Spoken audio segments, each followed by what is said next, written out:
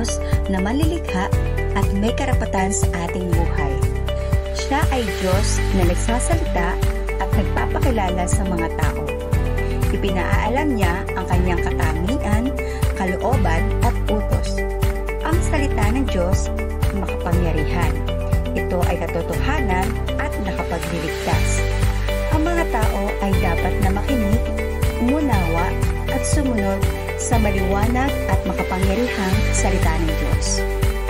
Ang mensahe inyong maririnig ay ibinahagi sa kapatiran ng Christ the Cornerstone Covenant Communities sa isang pagtitipon ng Lord's Day, Marso 2025. At ito'y pinamagatang binulag para imulat. Ating pakinggan ang mensahe ng Diyos sa pamamagitan ng kanyang lingkod, Pastor Wilfredo Obrador.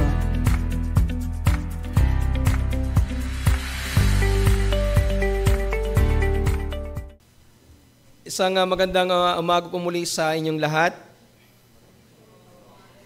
Muli po ay isang kagalakan na maanayahan po at muling makapagsalita sa inyong harapan at muli ay gamitin ng Panginoon upang tayo ay turuan ng kanyang mga salita.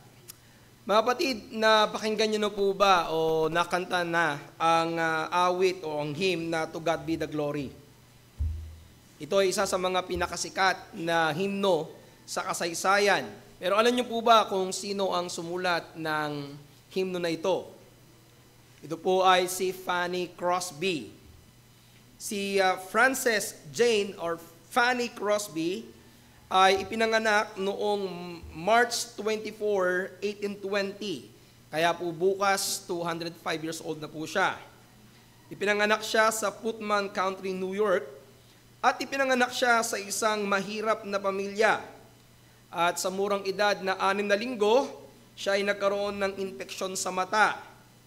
Dahil ito ay sa maling paggamot ng isang peking doktor na siyang naging sanhi ng kanyang tuluyang pagkabulag. Bata pa lamang siya noong namatay din ng kanyang ama, kaya pinalaki lamang siya ng kanyang ina at ng kanyang lola na siya nagturo sa kaniya ng pananampalataya. Sa kabila po ng kanyang kahirapan at ng kanyang kapansanan, naging masigasig si Fanny Crosby sa pag-aaral. Kung kaya sa edad na 15 pa lamang ay pumasok na siya sa New York Institute for the Blind, kung saan siya ay nag-aral dito at naging guro din sa loob ng 23 taon. Dito rin po niya nakilala ang kanyang asawa na si Alexander Van Alstyne na isa ring bulag. Si Fanny Crosby ay tinuturing na isa sa pinakadakilang manunulat ng himno sa kasaysayan ng Kristyanismo. Dahil mahigit sa 8,000 himno ang kanyang isinulat, kahit na siya isang bulag, kabilang na dito ang mga awiting tulad ng Blessed Assurance, To God Be the Glory, Pass Me Not, O Gentle Savior, Rescue the Perishing, and Save in the Arms of Jesus. Bagamat siya isang bulag, nakapagsulat siya ng napakaraming mga awit na nagpapahayag ng pananampalataya, kagalakan at katiyakan sa Diyos. Mga kapatid, si Fanny Crosby ay isang patotoo na bagamat siya ay bulag sa kanyang pisikal na mga mata, iminulot naman ng Diyos ang kanyang espiritual na mata upang kanyang makita ang kadakilaan ng Diyos sa kanyang buhay at sa pamamagitan niya maluwalhati ang Diyos. Ganito po ang tagpong ating makikita sa ating papag-aralan ngayong umaga. Kung inyong matatandaan, nung nakaraang mensahe natin, na ako po inyong naanayahan, pinamagatan ko ang ating mensahe na bakit tayo nagdurusa. Napag-aralan natin noong nakaraang mensaheng ito na merong mga ipinapanganak na bulag dahil sa kasalanan ng kanilang mga magulang.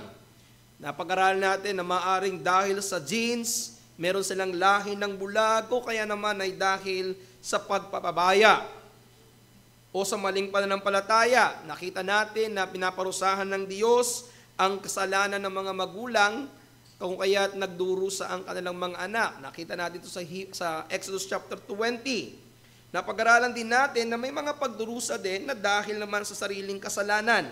Bagamat kung inyong matatandaan, na itanong ito ng mga alagad na kung sino ang nagkasala, yung magulang ba o itong yung kanyang sarili, sapagkat may theology noon na ang paniniwala nila ang isang bata ay pwedeng magkasala kahit nasa loob pa ng sinapupunan ng kanyang ina. At ito'y galing po doon sa kwento patungkol sa buhay ni Iso at Jacob. Pero binanggit ko sa inyo na hindi ito maliwanag na itinuturo ng Biblia. Ang maliwanag sa Biblia, pinaparusahan tayo ng Diyos nang dahil sa kasalanan ng ating namana, sa ating mga magulang, kay Eva at kay Adan, at sa kasalanan ng atin mismong ginawa, o yung tinatawag nating actual sin. Nakita rin natin na nakarang mensahe na hindi direktang sinagot ng Panginoong Hesus ang kanilang mga tanong kung sino ba ang nagkasala. Bagkus ang Panginoon nagturo ng dapat tamang pagtingin sa dahilan ng pagdurusa.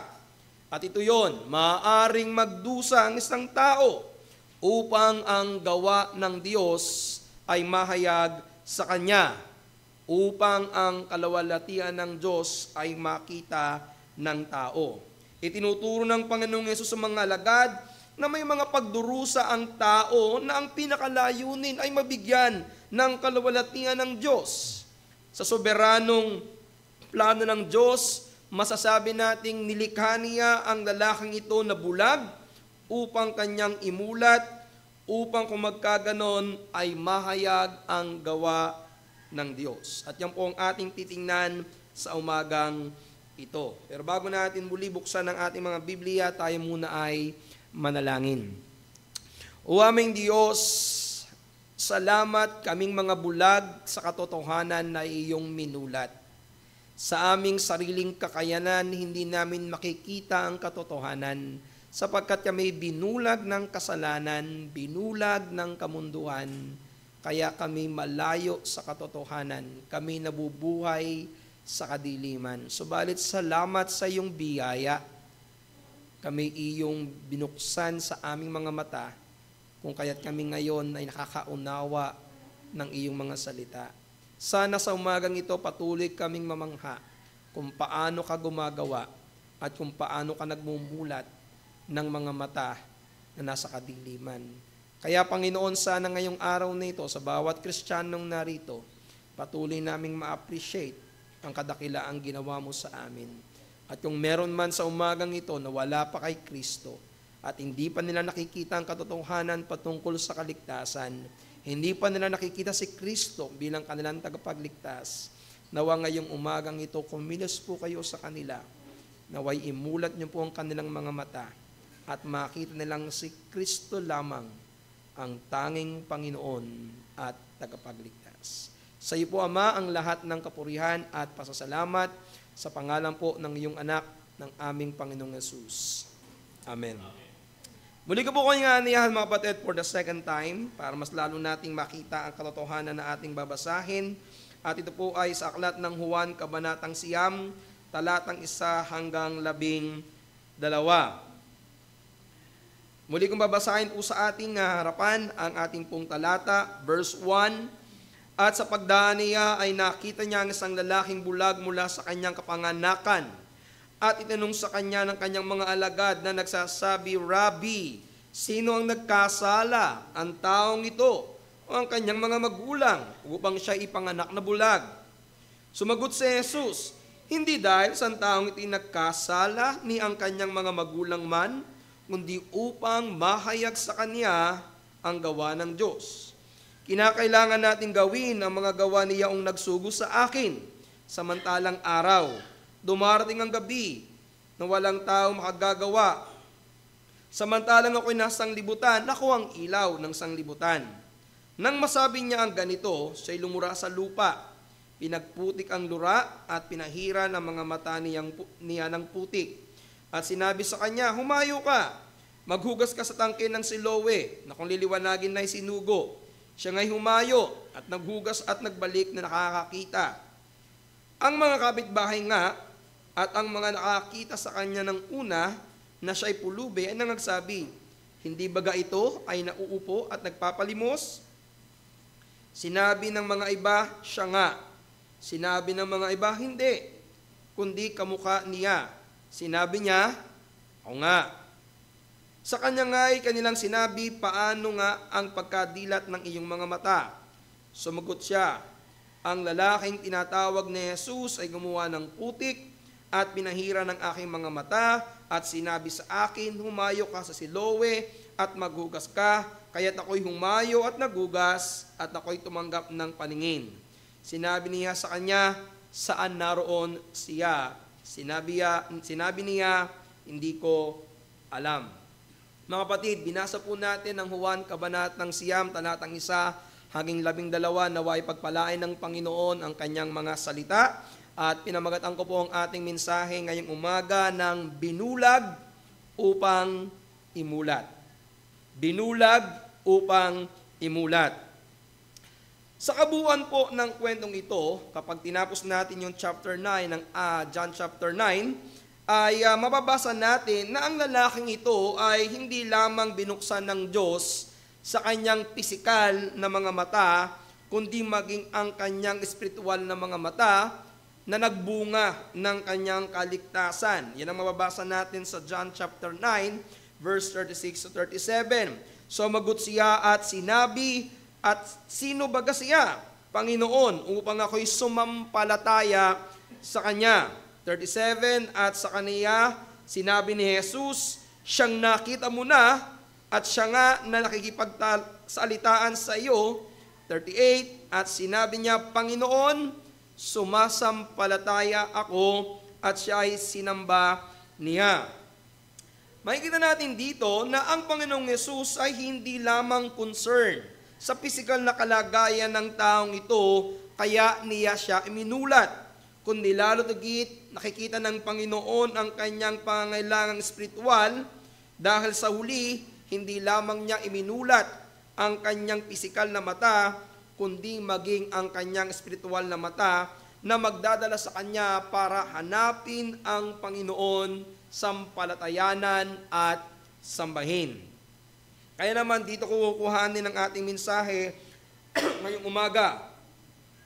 Nabulag tayo ng dahil sa kasalanan, subalit may kapangyarihan ng Panginoong Yesus na imulat tayo sa katotohanan ng kaligtasan. Ulitin ko po, nabulag tayo ng dahil sa kasalanan, subalit may kapangyarihan ng Panginoong Yesus na imulat tayo sa katotohanan ng kaligtasan. Ang bulag na lalaking ito ay isang larawan ng kondisyon ng lahat ng tao mula sa pagbagsak ng tao sa kasalanan. Lahat ng tao sa mundo ay naging bulag sa espiritual na kalagayan. Hindi nakita ng bulag na ito ang Panginoong Yesus. Ang Panginoong Yesus ang nakakita sa bulag. Ito ang kalagayan ng mga makasalanan. Hindi nakikita ng taong makasalanan ang Panginoong Yesus, pero nakikita ng Panginoong Yesus ang mga taong makasalanan. At ang dahilan ng ating pagkabulag ay ito, 2 Corinthians chapter 4, verse 4, na binulag ng Diyos ng sanlibutan ito ang mga pag-iisip ng mga hindi nagsisampalataya upang sa kanila'y huwag sumilang ang kaliwanagan ng Ebanghelyo ng kaluwalhatian ni Kristo na siyang larawan ng Diyos. Binulag ng sanlibutan ito, binulag ng Diyos ang sanlibutan ito, binulag ng kasalanan ang ating mga pag-iisip upang hindi natin makita ang Panginoong Jesucristo. Dahil dito, wala tayong kakayanan na makita ang Panginoong Yesus sa espiritual na kalagayan, kaya hindi nakikita ng tao ang pangangailangan ng kaligtasan. Gaya ng lalaking bulag na ito, hindi niya nakita si Jesus na dumaraan. Nasa harap na niya ang tagapagligtas, pero hindi pa niya nakikita. Ito yung kalagayan ng maraming mga tao. Sa kabila na ipinapangaral ang Ebanghelyo, sa kabila na nariyan ang salita ng Diyos, maraming mga tao ang pinalalampas at hindi nakikita ang katotohanan ng kaligtasan. Ito ang nakalulungkot na katotohanan ng kalagayan ng mga taong makasalanan. Hindi nila nakikita ang Panginoong Yesus. Hindi nila nakikita ang kanyang ginawa sa krus. Hindi nila nakikita ang kanyang biyaya. Kung kaya hindi nila siya nakikilala. Hindi nila siya sinusunod. Hindi nila sila hinahanap. At hindi nila siya sinasamba. Ang paalala sa atin, ang mga taong makasalanan ay hindi lamang nangangailangan ng impormasyon patungkol kay Kristo. Ang kailangan ng mga taong ito ay mamulat sa katotohanan ng Ebanghelyo upang sila'y sumampalataya at makilala ang ating Panginoong Jesucristo. Sa umagang ito, dalawang bagay po ang ating pag-uusapan mula sa ating pong mensahe. At una, binulag sa simula. At ang pangalawa, iminulat sa huli. So una, tingnan natin yung binulag sa simula. Nang makita ng mga alagad ang bulag, nagkaroon po sila ng katanungan. Isa po sana itong magandang theological case study. Parang isang napakagandang katanungan. Rabbi, sino ang nagkasala? Ang taong ito o ang kanyang mga magulang upang siya ipanganak na bulag? Pero kung inyong titignan, ang tanong na ito ng mga alagad ay nagpapakita ng kanilang poor theology sa larangan ng pagdurusa. Ibig sabihin, hindi pa nila alam ang dahilan ng mga pagdurusa ng tao. At sa tagpong ito, hindi nila nakuha ang sagot sa kanilang tanong, bagkus binigyan sila ng Panginoon ng sagot na lampas sa kanilang kaalaman. Sinabi ng Panginoon ang pagdurusa ng taong ito ay upang ang gawa ng Diyos ay mahayag sa kanyang buhay. Ang pagkakamali kasi ng mga alagad ay paniwalaan na ang lahat ng paghihirap ng isang tao ay parusa sa isang partikular na kasalanan. Nakita lamang nila na mayroong dalawang posibilidad kung bakit nabulag ang lalaking ito. It's either ito ay kasalanan ng kanyang mga magulang o kanyang sariling kasalanan. Hindi nila alam na ang pagdurusa ng isang tao ay mayroong layuning mahayag ang kaluwalhatian ng Diyos. Ang makikita natin dito, habang ang mga alagad ang iniisip ay kung sino ang may kasalanan sa pagkabulag ng lalaking ito, ang Panginoong Hesus naman ang iniisip ay ang kaligtasan ng lalaking bulag. Makikita natin dito ang karaniwang kalagayan ng mga tao ng kahit mga mananampalataya, kung saan malimit, mas concern tayo sa mga issue, mas concern tayo na pag-usapan ng mga doktrina o ibang mga bagay sa loob ng iglesia, pero minsan nakakaligtaan natin o nakakalimutan natin na bigyan ng pansin ang mas kailangan ng tao. At ito po ay ang Ebanghelyo.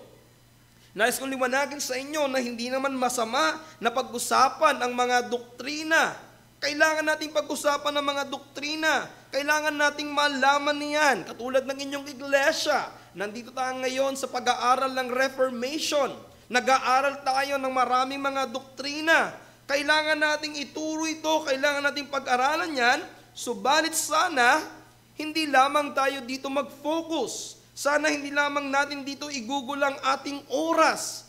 Bagkus kailangan nating makita na merong mas kailangan ang mga makasalanan at ito ay ang Ebanghelyo. Mabuting bagay na maglaan tayo ng oras para mag-aral ng mga doktrina, pero wag sana tayong dumating sa panahon na puro doktrina ang pinag-aaralan at nakakaligtaan ang pag-iibanghelyo. Pasin niyo dito kung paano inilayo ng Panginoon ang mga alagad sa isang posibleng diskusyon, bagkus dinala niya ang mga alagad sa isang gawaing kailangan nilang gawin. Hindi ba sa verse 3, makikita natin na hindi niya sinagot ang kanilang mga tanong, at pagdating ng verse 4 and verse 5, ito ang kanyang sinabi: kinakailangan nating gawin ang mga gawa niyaong nagsugo sa akin samantalang araw. Darating ang gabi, na walang taong makagagawa. Samantalang ako'y nasa sanlibutan, ako ang ilaw ng sanlibutan.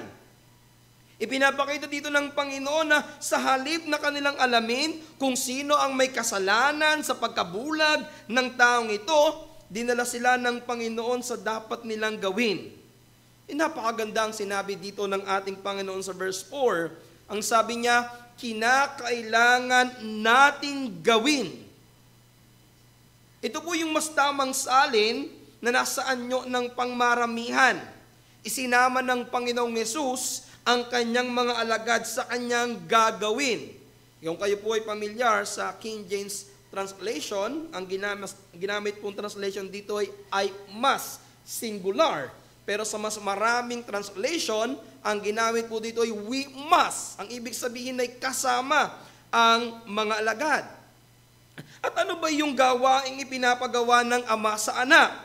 Ano yung dapat na gawin ng anak na kung saan ay kanyang isinasama ang mga alagad? Maliwanag ito sa Mateo chapter 1 verse 21 na sinabi sa isang propesiya, at siya'y manganganak ng isang lalaki at ang pangalang itatawag mo sa kanya ay Jesus, sapagkat ililigtas niya ang kanyang bayan mula sa kanilang mga kasalanan. Sa Luke chapter 19 verse 10, sinabi na sapagkat ang anak ng tao ay naparito upang iligtas, upang hanapin at iligtas ang nawawala. Therefore, isinugo ng ama ang anak para maging tagapagligtas. Kung magkaganon, ang gagawin ng mga alagad ay ipakilala sa mga tao ang tagapagligtas. Now, may mga pagkakataon po na binabanggit ng Panginoong Yesus na kailangan niyang gawain, personal, ang gawaing iniutos sa kanya ng Ama. Yan ang sinabi ng John chapter 4, verse 34. Sinabi sa kanila ni Jesus, ang pagkain ko ay aking gawin ang kalooban ng aking Ama na nagsugo sa akin at tapusin ang kanyang ginawa. Yan din ang ating mga basa sa John chapter 6, verse 38, na kung saan sinasabi na ang kanyang gawain ay gawin ang kalooban ng Ama. Ganon din, may pagkakataong sinasabi niya na kasama niyang gumagawa ang Ama. Doon sa una, ako yung gagawa nung ipinapagawa ng Ama. Sa pangalawa, kasama niyang gumagawa ang Ama. Listen to John chapter 5, verse 17.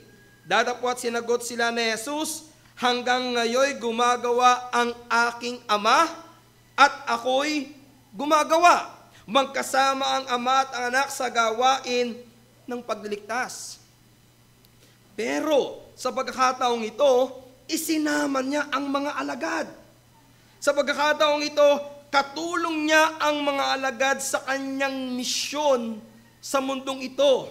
At mga kapatid, let us look at this bilang isang napakagandang pribilehiyo. Ito isang gawaing napakadakila. Ito isang gawaing nakahigit sa anumang trabaho sa mundo. Ito'y gawaing merong pangwalang hanggang epekto. Ito ang gawaing magliligtas sa mga tao mula sa kapahamakan. Alam ko marami sa inyo dito ay mga nagtatrabaho. At marami sa mga nagtatrabaho ang proud na proud sa kanilang trabaho. Lalong-lalo na kung ang iyong trabaho ay marangal, nakatutulong sa iyong pamilya, at nakatutulong sa ibang tao. Subalit kung meron pong trabaho na mas dapat maging proud tayo, ito yung isama tayo ng Panginoon sa kanyang misyon ng pagliligtas sa mundo. Hindi ho tayo ang tagapagligtas. Subalit kasama tayo ng tagapagligtas. Tayo ay magiging kasangkapan para may sakatuparan ng kanyang misyon dito sa mundo. Kung tutuusin, maaaring gumamit ang Panginoon ng mga anghel para ipangaral ang ebanghelyo. Maaari siyang gumamit ng mga hayop. Papagsalitain nila ang mga hayop para mangaral ng ebanghelyo. Gaya sa lumang tipan, kung saan ang isang donkey ay nagsalita, kayang gawin yun ng Diyos. Subalit hindi niya ninais na ang mga anghel o ang mga hayop ang humayo at ipangaral ng ebanghelyo. Ang kanyang pinili, ang kanyang kinakasangkapan ay tayong mga mananampalataya. And let us take that as a great opportunity to be involved sa misyon ng ating Panginoong Yesus na maging tagapagligtas. Kaya naman makikita natin dito na kailangan natin itong gawin ng mayroong pagmamadali, na may buong katapatan at buong katapangan. Pansinin yung sinabi ng Panginoong Yesus, samantalang araw, dumarating ang gabi na wala taong makagagawa.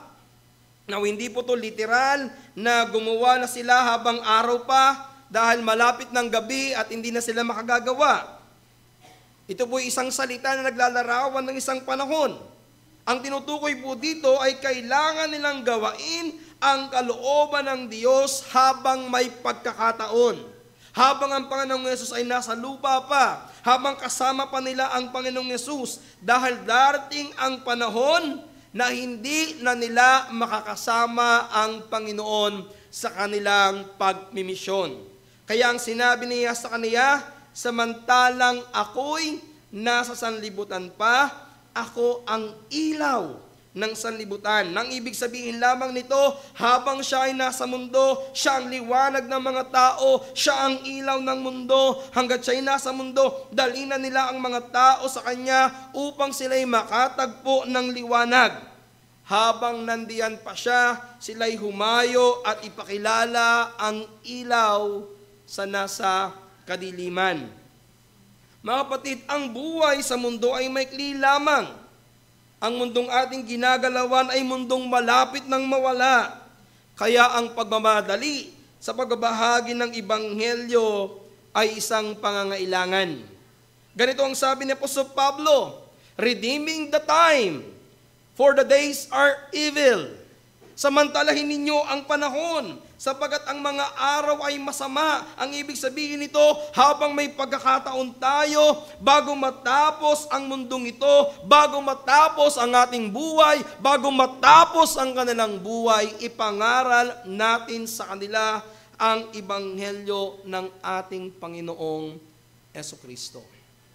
Huwag tayong magtamad-tamaran, huwag tayong magbakasakali, kundi habang mayroong pagkakataong ibinibigay sa atin ng Panginoon, tayo ay humayo at ipangaral ang ebanghelyo sa lahat ng mga tao. Pero hindi ba kayo nagtatanong na bakit kaya ang lalaking ito lamang ang pinagaling ng Panginoong Yesus? Kung tutuusin, maaari pong napakaraming mga may kapansanan sa labas ng templo. Dahil karaniwan po noon na ang mga may kapansanan ay nasa labas ng mga templo para mamalimos. Ay siguro kung kayo po ay nagmula sa pagiging Roman Catholic at naranasan nyong dumalo sa mga simbahang malalaki, doon po sa amin sa Lipa ay nandun yung Lipa Cathedral. At nung ako po'y bata, naalala ko na kapag sumisimba kami doon, bagamat di ko sama kay magulang, may mga nakikita akong mga nagpapalimos. At siguro sa TV, nakikita natin sa simbahan ng Quiapo, makakita kayo ng maraming mga namamalimos. Now, bakit kaya posible at karaniwan na maraming mga may kapansanan na nandoon sa tabi ng templo? Ang sagot, nandito po yung mga relihiyosong tao. Nandito ho yung mababait. Siyempre, kapag reliyoso at mababait, mas maraming magbibigay. Kaya marami ang namamalimos sa mga templo. Pero ang kapansin-pansin dito, sa dami ng mga tao na nandoon, na namamalimos, ang napansin at pinansin ng Panginoon at pinagaling ng Panginoon, yung lalaking bulag. Bakit ang lalaking ito lamang ang pinili ng Diyos na pagalingin sa kanyang pagkabulag? Sinagot po yan ng verse 3. Dahil ang lalaking ito sa simula pa lamang ay pinili na ng Diyos bago pa ang pundasyon ng mundo, pinili siya para mabulag, magdusa ng pagkabulag, upang sa itinakdang panahon ay muling imulat at iligtas. Alam niyo, sa mga taong hindi naniniwala sa soberanong Diyos, mahirap po itong paniwalaan. Mahirap po itong maunawaan. Binulag para imulat.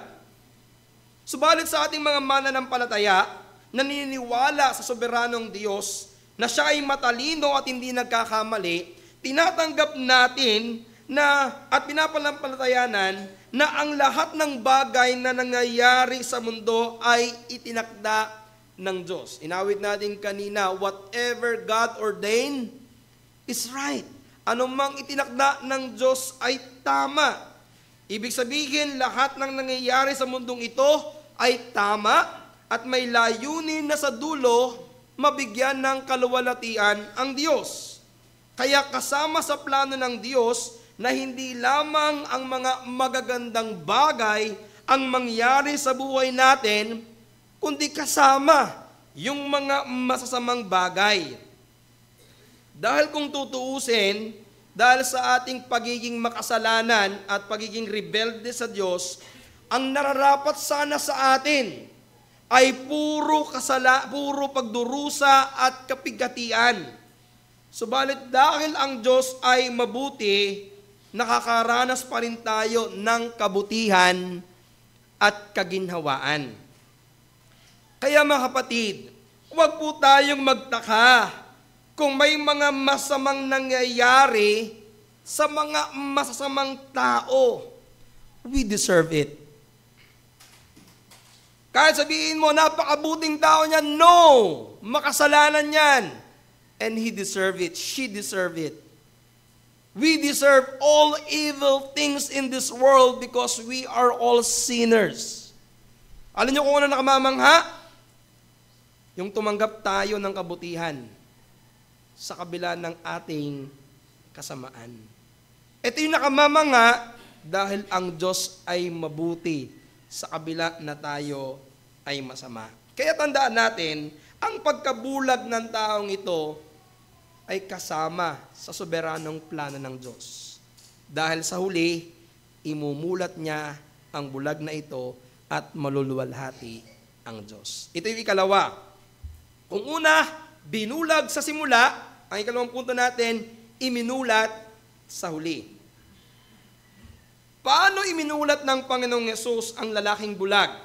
Sa verse 6 to verse 7, nang masabi niya ang ganito, siya ay lumura sa lupa at pinagputik ang lura at pinahira ng ang mga mata niya ng putik. At sinabi sa kanya, humayo ka, maghugas ka sa tangke ng Siloe, na kung liliwanagin ay sinugo, siya nga'y humayo at naghugas at nagbalik ng nakakakita. Bakit kaya ganitong paraan ang ginawa ng Panginoong Yesus para maimulat ang mata ng lalaking bulag? Bakit kinakailangan niyang lumura, kadiri, gumawa ng putik, ipinahid pa, at pagkatapos mong pahidan, susuguin mo pa pumunta sa ilog ng Siloe at doon ka maghugas. Hindi pa pwedeng sabihin na lamang ng Panginoong Yesus, mamulat ang iyong mga mata. Gaya na lamang sa Genesis chapter 1. Let there be light, and there was light. Hindi ba kaya ng Panginoong Yesus na sabihin, mamulat ang iyong mga mata at mamulat ang kanyang mga mata? Gaya ng kanyang ginawa sa pagpapagaling sa lalaking lumpo sa John chapter 5 verse 2. Sinabi lamang niya, buhatin mo ang iyong higaan at ikaw ay lumakad. O kaya naman, hipuin na lamang niya ang kanyang mga mata nang wala ng lura at putik. Pwedeng hawakan lang yung kanyang mga mata at magmulat ka. Kayang gawin niya ng Diyos. Pero bakit kaya? Bakit kailangan lumura? Bakit kailangan lagyan ng putik? At bakit kailangan niyang pumunta sa ilog ng Siloe? Now, alam niyo po, nung ito ni-research ko, may ilang mga church fathers na may kani-kaniyang paliwanag. At ito yung ilan sa mga paliwanag. Ang iba, may mga paniniwala na merong healing power yung dura ng Panginoon. Yun ang ilan sa kanilang mga paniniwala. Meron din naman na nagpapakita, nagsasabi, meron kasing healing power yung lupa. Merong mga nagsasabi, lalo ngayon may nagsasabi na kailangan daw magtapak ka din minsan. Kailangan mong i-connect ang iyong katawan sa lupa dahil ikaw ay galing sa lupa. Pero ako napanood na ganyan na once in a while ay kinakailangan niyang magtapak at lumapat ng kanyang paa sa lupa. May connection daw tayo dahil tayo galing sa lupa. Pero, meron pong ilang paliwanag na sa tingin ko, ito yung mas magandang ikonsidera. Na makikita nating mas biblical at merong mas magandang paliwanag. Una, mababasa natin sa John chapter 9 verse 14 na ginawa ito ng Panginoong Yesus sa araw ng Sabat. Gaya ng kanyang ginawa sa pagpapagaling sa lalaking paralitiko sa John chapter 5. The same day, that is the Lord's Day or the Sabbath day, sa araw ng pamamahinga. Sa John chapter 9 verse 14, sinadyang pinagaling ng Panginoong Yesus ang lalaking ito sa araw ng Sabat. Ang ibig sabihin, sinasadyang suwayin ng Panginoong Yesus ang gawa-gawang at dagdag na batas na ginawa ng mga Hudyo pagdating ng araw ng Sabat. Alam niyo ba na sa batas ng mga Hudyo, lahat ng paggawa sa araw ng Sabat, kasalanan. Halimbawa, yung paghahasik, kasalanan. Yung pag-aani, kasalanan. Yung paggigiling ng butil, kasalanan. Yung pagtatayo ng gusali, kasalanan. Yung pananahi at paghahabi, kasalanan. Alam niyo ba ang pagsindi ng apoy at pagpatay ng apoy, kasalanan, bawal. Kaya sa Sabat, bawal magluto. Yung pagsulat ng 2 letra, kasalanan. Dapat isa lang. Yung paliligo, bawal sa araw ng Sabat. Dahil gagawa ka. Yung pananalamin, bawal. Dahil pag nakakita ka ng puting buhok, baka bunutin mo ito, gagawa ka, kasalanan. Yung pagsakay sa hayop, yung paggamit ng sasakyan, kasalanan. Yung paglalakbay ng malayo, kasalanan. Para sa kanila, ang tamang paglalakbay lamang sa araw ng Sabat ay kinakailangan 2,000 siku lamang or 800 to 900 meters lamang mula sa kanyang tahanan. Kapag nabasa niyo po yung Acts chapter 1 verse 12 na sinabi doon a Sabbath day journey, ang ibig sabihin niyan dapat less than 1 kilometer lamang ang lalakarin mo sa araw ng Sabat. Kapag lumampas ka dyan, nakakasala na. Ibinagbabawal ng mga Pariseyo ang pagbubuhat ng anumang bagay mula sa kanilang pribadong bahay patungo sa pampublikong lugar. Kaya bawal magdala ng basket ng pagkain kapag pupunta ka sa kalsada. Bawal magpagamot at bawal gumamot maliban kung buhay ang nasa panganib. Sa kanilang interpretasyon, ang pagpapagaling ay isang uri ng paggawa, kaya bawal ang gumamot sa araw ng Sabat. Nakikita niyo ng dahilan kung bakit ginawa ng Panginoon ito sa ganong paraan? Kaya ginawa ito at ipinagawa ng Panginoon sa lalaki, bulag. Ito ay upang ipakita ang kanyang paglabag sa batas ng Sabat na ginawa ng mga Hudyo. Ibig sabihin, meron siyang ipinapakita dito. Ang paggawa ng putik ay paglabag sa batas ng mga Hudyo na huwag kang magmamasa ng kahit anong bagay kapag araw ng Sabat. Ang paglalagay ng putik sa mata ay paglabag sa batas ng pagpapahid ng langis kapag Sabat. At ang paglalakbay patungong Siloe ay paglabag sa batas ng paglalakbay. Kung kaya't ang pagpapagaling sa Sabat ay paglabag sa batas ng pagpapagamot. Ginawa ito ng Panginoong Yesus para ipakita sa mga legalistic na Pariseyo ang kanilang kamalian. Kung saan mas pinapahalagahan pa nila ang mga gawa ng kanilang batas kaysa pagtulong sa nangangailangan, sa mga may sakit at sa mga hirap. Ang itinuturo sa atin dito ng Panginoong Yesus, ang Sabat ay ginawa para sa mga tao at hindi ang tao ginawa para sa Sabat. Ibinigay ng Diyos ang Sabat bilang isang araw ng pamamahinga, isang araw ng pagpapala para sa tao, hindi bilang isang pabigat o limitasyon. Sa Exodus chapter 20, verse 8 to 11, iniutos ng Diyos sa bayan ng Israel na ipangiling nila ang araw ng Sabat bilang pag-alaala sa Kanya, sa Kanyang pagpapahinga, at pagtapos ng paglikha. Ito'y ginawa para sa kapakanan ng tao, upang magkaroon ng pahinga ang tao at magkaroon ng panahon para sa Diyos.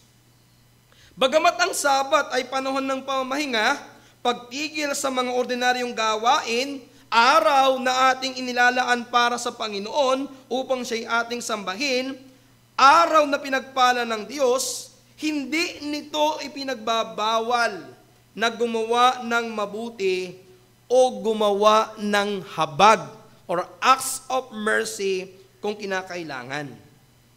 Ito yung pinupunto ng Panginoon nung sinabi niya sa Luke chapter 14 verse 5, at sinabi niya sa kanila, sino kaya sa inyo kung merong isang asno o isang bakang lalaki ang mahulog sa hukay at pagdakay hindi kukunin kahit araw ng Sabat? Tinatanong ito ng Panginoon sa mga alagad. Ano bang gagawin mo kung merong isang hayop na nahulog? Ito, hayop pa lamang. Ang sinasabi dito ng Panginoon, huwag mong pabayaan. Kahit araw ng Sabat, tulungan mo. Ipinapakita dito na dapat hindi tayo maging limitado kung ito'y merong mga bagay na magandang maidudulot. Now, ano to para sa atin? Bilang mga mananampalataya, ang araw ng pagsamba ay dapat nating ihiwalay sa mga ordinaryong araw kung saan ginagawa natin ang mga ordinaryo nating gawain. Trabaho, laro, paggala. Ang araw ng pagsamba ay dapat nating igalang at ituring na espesyal na araw dahil ito'y araw ng Panginoon. Panahon ito para mamahinga. Panahon ito para itigil muna ang iyong mga ordinaryong gawain. Panahon ito para sumamba at maglingkod sa Panginoon. Ngayon, kung dahil sa tawag ng tungkulin, lalong-lalo na ng gawa ng habag o acts of mercy, kung wala kang kapangyarihan para hindi ito mangyari, maaari mo itong gawin kahit sa araw ng pagsamba. Pero, kung nasa iyo ang kapangyarihan para ito ay ipagpalibang gawin, pero mas pinili mo itong gawin, nagkakasala ka sa Diyos sa araw ng pagsamba. What do I mean? For example, isa kang doktor. Ito kasi yung malimit na nagiging tanong, nagkakasala ba ako kung ako'y pumapasok ng araw ng linggo? O ako'y nagtatrabaho ng araw ng linggo? Ito yung tanong, ako ba, anong gagawin ko? Ako ba'y lagi na lamang a-absent para makasamba? O hindi na lang ako sasamba para ako makapagtrabaho? Now, kung ikaw ay isang doktor at kinakailangan mong mag-duty nang dahil merong operasyon, lalo na yung bingit ng kamatayan, hindi ka nagkakasala kahit gawin mo to ng Sabat. Pero kung ikaw ay isang doktor at pwede namang wala ka sa ospital, pero mas pinili mong pumasok kahit walang emergency, dahil sa sweldo, nagkakasala ka dito. At ito yung prinsipyo sa lahat ng trabaho. Kung ikaw ay biktima ng society at wala kang magawa dahil ikaw ay pinipilit na pumasok at kailangan mo itong gawin, pwede kang pumasok. Pero kung meron ka namang kapangyarihan na hindi ito pasukan, mas dapat mo itong gawin at dapat mo itong isang tabi yung araw ng pagsamba. At kung ikaw naman ay magkakaroon ng trabaho at ang trabaho mo ay pumapatak ng tuwing araw ng linggo, mag-isip ka kapatid ng ibang trabaho. Dahil hindi kalooban ng Panginoon na yung araw ng pamamahinga ay ginagawa mong araw ng pagtatrabaho. Pero sana pagkatapos ng mensaheng ito, huwag niyo akong sisihin pag nag-resign agad kayo. Ang sinabi ko lamang po, maghanap ka muna. Dahil kung ikaw talaga ay bounded na ng every Sunday may trabaho, it is not the will of the Lord for you. Ngayon, ipinakita lamang mo dito, yung palang pagpapagaling ng Panginoon sa araw ng Sabat na yon, with those things na pagdura, paglalagay ng putik, pagsusugo, this is intention by the Lord para i-rebuke itong mga pariseyong ito. Kasi sa dulo, makikita ho ninyo, kapag binasa nyo yung buong kwento ng Acts chapter 9, makikita nyo dito na nagpuyos sa galit itong mga pariseyong ito dahil pinagaling ng Panginoon ang lalaking ito sa araw ng Sabat. To the extent na itong lalaking ito ay na-excommunicate ng dahil sa kanyang pananampalataya sa Panginoong Jesus. So, ang tanong na lamang sa iyong trabaho ay ito, kung meron ka bang kapangyarihan o wala. Kung ito ba'y gawa ng kahabagan o gawa ng pagkita lamang. Ang naging problema kasi sa mga Hudyo, dinisregard na nila ang lahat ng gawa sa araw ng Sabat, kahit pa ito ay gawa ng kahabagan. Now, dahil po mga Hudyo ay bulag sa katotohanan, hindi nila nakikita na ang mga gawang ito ng Panginoong Yesus ay pagkapakita ng kanyang pagiging Mesyas, ng kanyang pagiging sinugo. So hindi lang pala ipinapakita ng Panginoon dito yung paglabag niya sa batas ng mga Hudyo para ipakitang legalistic itong mga Hudyong ito, ang isa pang dahilan dito upang ipakita, ma-authenticate yung kanyang pagiging Mesaya. Nang ibig sabihin pala ganito, yung kanyang pagpapagaling, nagpapatunay na siya yung iniintay nilang Mesaya. Sa lumang tipan, walang milagro kung saan may pinapagaling ang Diyos mula sa kanilang mga pagkabulag. Sa lumang tipan, bihira lamang yung mga milagro ng pagpapagaling. Subalit, maraming mga talata sa lumang tipan kung saan inihuhula na kapag dumating ang Mesyas, imumulat niya ang mga mata ng bulag. For example, Psalms 146 verse 8, ididilat ng Panginoon ang mga mata ng bulag. Isaiah 29 verse 18, at sa araw na yon ay makikinig ang pipi ng mga salita ng aklat at ang mga mata ng bulag ay makakakita mula sa kalubuan at sa kadiliman. Isaiah 35 verse 5, kung magkagayon madidilat ang mga mata ng mga bulag at ang mga pakinig ng mga bingi ay mabubuksan. Ano itong mga talatang ito yung mga propesiya patungkol sa pagdating ng Mesyas, na kapag dumating siya, ang mga bingi makakarinig, ang mga bulag makakakita. Alam niyo ba, nung gustong malaman ni John the Baptist kung si Jesus yung Mesyas, nung siya'y nagsugo ng kanyang mga alagad, ano ang sinabi ng Panginoong Jesus sa mga alagad ni Juan? Sabi ng Matthew chapter 11, verse 2 to verse 5, nang maringan ni Juan sa bilangguan ang mga gawa ni Kristo, ay nagpagsugo siya sa magitan ng kanyang mga alagad at sinabi sa kaniya, ikaw ba yung paparito? Alam nila, may idea sila tungkol sa Mesyas. O hinihintay namin ang iba? Pansinin niyo, hindi direktang sinagot ng Panginoon, ako nga yun. Anong ginamit niya? Sinagot niya ang kanilang tanong sa magitan ng propesiya. Sabi ng verse 4, at sumagot si Jesus at sa kanila sinabi, magsiparoon kayo at sabihin nyo kay Juan ang mga bagay na inyong nangarinig at nangakakita. Ang mga bulag ay nangakakita, ang mga pilay ay nangakalalakad, ang mga kitongen ay nangaglilinis, ang mga bingi ay nakakarinig, ang mga patay ay babangon, at sa mga dukha ipinapangaral ang mabuting balita.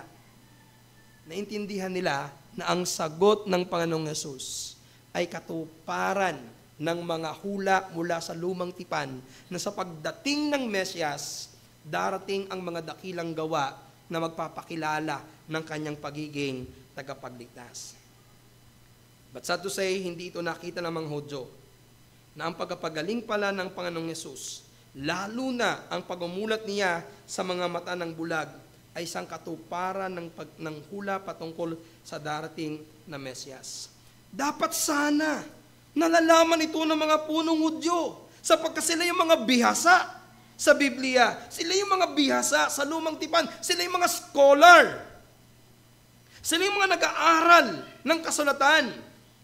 Subalit dahil nga sila'y bulag, wala silang nakikita. Dahil nga sila'y bulag, hindi nila nauunawaan ang katotohanan. Dahil sila'y bingi, hindi nila naririnig ang katotohanan. Bagkus lalo pa nga nila itong ikinagalit. Gaya sila ng lalaking bulag na ito noon na hindi niya nakikita ang Panginoong Hesus kahit nasa harap na niya. Alam niyo, tanging sa biyaya lamang ng Diyos, ang mga taong bulag sa spiritual ay makakakita. Siguro maraming mga pagkakataon na kayong nangaral. At sa kabila ng napakaliwanag na pangangaral, may mga taong parang walang pakialam. Naganyaya ka ng tao para makinig ng pangangaral ng Ebanghelyo, pero uuwi siya na parang walang naintindihan. Alam nyo, sa aming pong iglesia, isa sa aming panalangin palagi ay, Lord, bigyan nyo kami ng maraming opportunity to preach the gospel.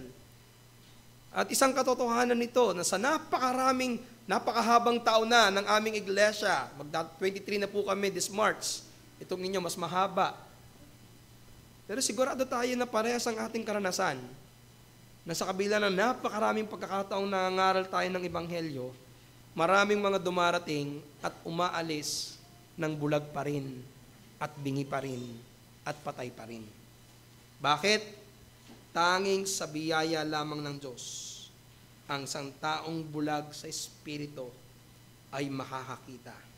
Sa ating teksto, ang Panginoong Hesus ang nakakita sa lalaking bulag at gumawa ng himala upang makakita ang bulag na ito.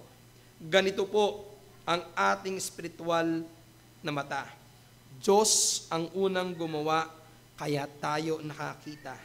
Kaya tayo nakaunawa. Kaya tayo sumampalataya. Binuhay tayo ng Diyos, kaya tayo nakatugon. Kung ikaw lamang sa iyong sariling kakayanan, hindi mo kayang unawain ang katotohanan ng iyong napapakinggan ngayon. Kung sa iyo lamang kaunawaan, hindi mo maintindihan na ang Diyos ang bumulag sa Kanya upang siya'y imulat.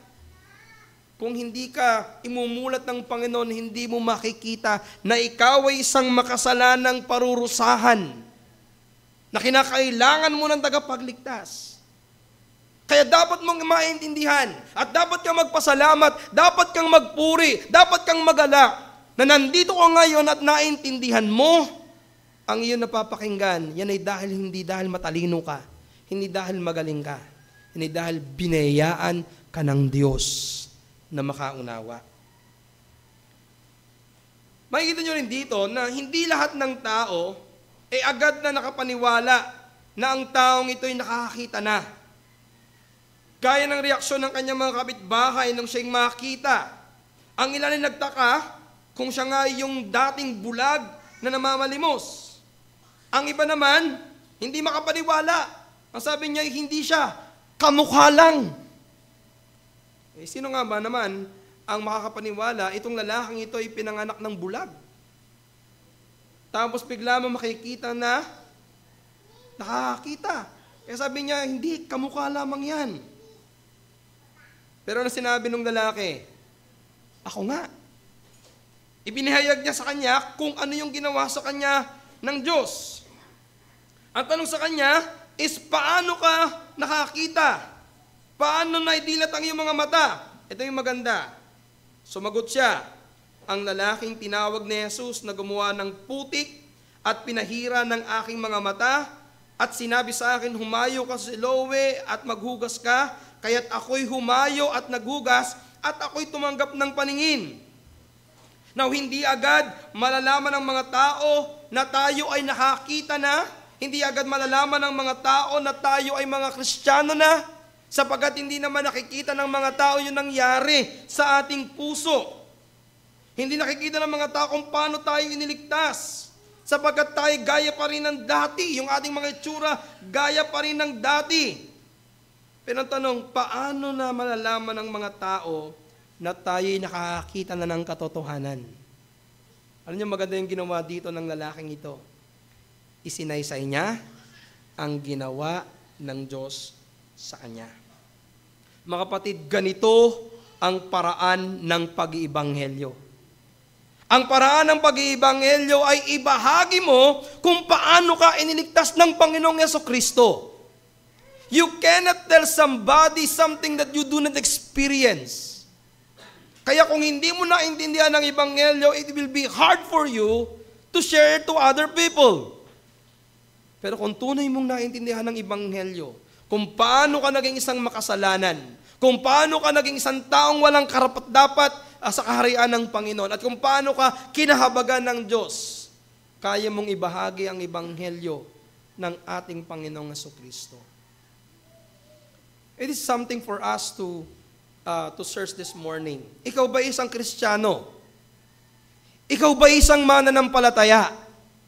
Ang tanong lamang dito, ibinabahagi mo ba sa ibang tao ang karanasang naranasan mo kay Kristo? Kapag tinanong na, bakit ngayon ikaw ay Kristiyano na? Bakit ngayon ikaw dumadalo na sa C4? Paano mo sasagutin ito? Sinasama kasi ako lagi ng nanay ko. Bitbit kasi ako lagi ng tatay ko. Yan ba ang isasagot mo? O isasagot mo, kaya ako sumadalo ngayon sapagkat naintindihan ko isang makasalanan na nangangailangan ng kaligtasan at naunawaan kong si Kristo lamang ang aking tagapagligtas sapagkat siya lamang yung namatay, inilibing at muling nabuhay at nangako na ang sino mang magsisisi sa sampalataya sa Kanya ay bibigyan niya ng buhay na walang hanggan. Kapatid, nakikita mo ba ang ganitong pangailangan? Ibinabahagi mo ba sa tao kung paano ka iniligtas ng Panginoong Jesucristo? Bilang mga mananampalataya, dapat natin gawin ito ng merong pagmamadali. Gaya ng sinabi ng isang kanta, only one life and soon it will pass. Only what's done for Christ will last. Mapatid, maliwanag nang makikita natin sa mga talatang ito, ipinanganak ang lalaking ito na bulag. Sinadya siyang binulag ng Diyos upang sa huli ay imulat ng Diyos, upang mahayag ang gawa ng Diyos at maluwalhati ang Diyos sa kanyang buhay. Kapatid, kung bakit hinayaan ng Panginoon na maranasan muna ang iba't ibang bagay sa mundong ito. Iba't iba tayo ng karanasan sa ating personal na buhay, sa ating pamilya. Pero nung araw na ikaw ay dinalaw ng biyaya ng Diyos at ikaw ay naligtas, tandaan mo lahat ng bagay na nangyari sa iyo sa nakaraan, yan ay kasama sa plano ng Diyos upang sa araw na ikaw ay Kanyang iligtas. Ang pagpapagaling ng Panginoong Yesus sa lalaking bulag ay merong magandang layunin. Makuha ng Diyos ang kaluwalhatian, makuha ng bulag ang pagpapala. God gets the glory and the blind gets the blessing. This is a win-win situation. Mga kapatid, sana sa araw na ito, sa buhay na ito, sumuko ka sa pagiging soberanong Diyos sa buhay mo. Trust God and everything na mangyayari sa buhay natin. Manalangin tayo. Manaming Diyos, napakaganda ng mga talatang ito na amin pong binasa. Indeed, in these verses, we have seen how sovereign you are, na nagpaplano, nagtatakda ng mga bagay na nangyayari sa aming buhay. Sa aming sariling kaisipan, it is hard for us to understand na kinakailangan mabulag muna ang lalaking ito mula sa kanyang pagkapanganak. Mabuhay ng maraming taon na nagdurusa, nahihirapan, namamalimos. Pinagkaitan siya ng liwanag, ng ganda ng kalikasan. for many years. But now we have seen the reason why. It is according to your plan. It is according to your purpose. It is according to your decree. Na maranasan niya ang lahat ng bagay na ito because sa dulo ng kanyang buhay, maranasan niya ang dakilang pagpapala. Hindi lamang ang pagkamulat ng kanyang pisikal na mata, kundi ang pagkamulat ng kanyang mata sa katotohanan. At sa magitan nito, makikilala niya si Kristo, maluluwalhati ang Diyos sa kanyang buhay. O aming Diyos, marami sa amin ang dumaraan sa mga pagsubok, dumadaan sa mga problema, dumadaan sa mga suliranin. Sometimes, it's hard for us to understand why those things are happening sa buhay namin. But today, let us be encouraged. God is too wise to be mistaken. God is too good to be unkind. Kapag hindi namin makita ang iyong mga plano, magtiwala kami sa iyo. Ikaw ay soberano, ikaw ay mabuti, at hindi ka nagkakamali. Panginoon, kung meron man sa aming kalagitnaan ngayon, nabulag ng dahil sa kasalanan, ang aming panalangin kanilang makita ngayong araw na ito. Imulat niyo po ang kanilang kaisipan upang kanilang makilala. Ikaw ang Jesus, ikaw ang Mesiyas, ikaw lamang ang tagapagligtas. Nawa sila'y sumampalataya sa iyo at umuwi silang nakikita ang katotohanan ng Ebanghelyo. Salamat o Diyos sa iyong lahat ng papuri at pagsamba. Sa pangalan po ni Jesus. Amen.